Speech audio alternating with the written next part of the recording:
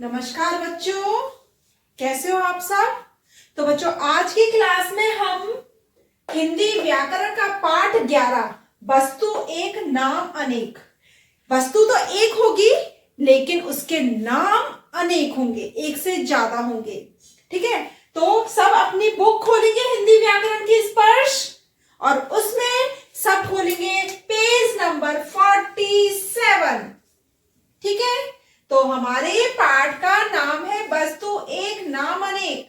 अभी आप छोटी क्लास में हो, जब आपको नाम दिया गया है वस्तु एक नाम अनेक, जैसे ही आप बड़ी क्लास में आते जाओगे तो इनको कहते हैं पर्यायवाची।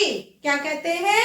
पर्यायवाची। ठीक है, अभी आपकी क्लास के अकॉर्डिंग उसका पाठ का नाम यही बताया गया है, जिससे आप इसी नाम से समझोगे अभी, और फिर बड़ी क्लास में आते जाओगे तो पर्यायवाची समझते जाओगे। अब हमने आपको आपके बुक के पाठ के नाम के अकॉर्डिंग बताया, फिर उसमें हमने बताया इनको पर्यायवाची कहते हैं। तो आपकी बड़ी क्लास में जैसे ही पर्यायवाची आ जाएंगे आप समझ जाओगे कि पर्यायवाची क्या होते हैं। तो सब अपनी बुक खोल के बैठेंगे और मेरे साथ साथ पढ़ेंगे और पूरे अच्छे से समझेंगे। तो हमारे देखो, बस उसमें लिखा हुआ है एक वस्तु के अनेक नाम हो सकते हैं। वस्तु एक है, उसके नाम अनेक हो सकते हैं। इन सभी का अर्थ समान होता है, लेकिन अर्थ एक ही होगा। जो वस्तु है और उसके जो नाम अनेक हैं, उन सब नामों का अर्थ एक ही होगा जो आपको वस्तु दिखाई गई है। तो देखो, पहले नंबर पे बना हुआ है बच्चों कमल। कमल का फूल सबने देखा है, पानी में होता है। ठीक है, तो इसके नाम है नीरज। नीरज को भी कमल कहते हैं।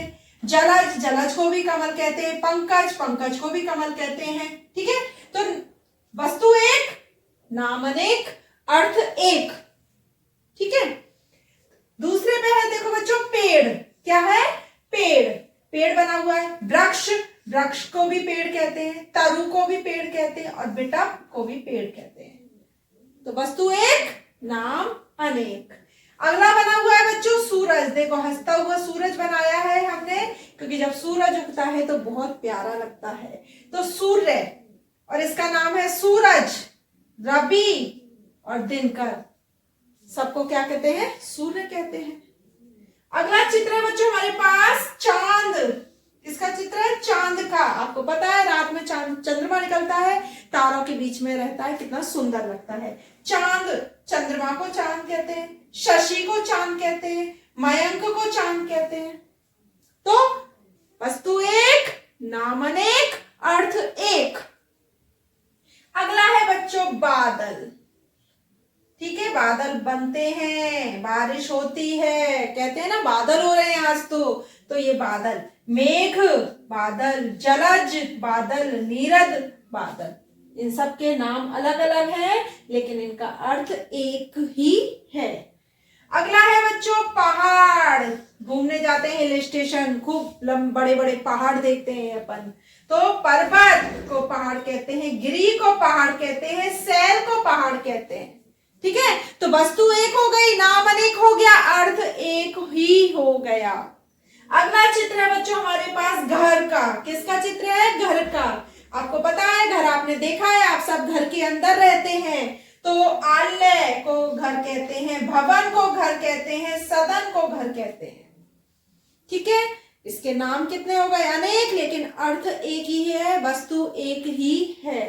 अगला चित्र है बच्चों झरने से झरता हुआ पानी। झरने से झरता हुआ पानी, तो जल, जल को भी पानी कहते हैं, नीर को भी पानी कहते हैं बच्चों, बारी को भी पानी कहते हैं। अगला है बच्चों आग। देखो, लकड़ियां लगी हुई हैं, आग जल रही है, तो आग, और आग के नाम देखो अनेक हैं। अग्नि को भी आग कहते हैं, पावक को भी आग कहते हैं, अनल को भी आग कहते हैं। तो हमने वस्तु एक देखी, नाम अनेक देखे, लेकिन सभी का अर्थ समान है, एक है।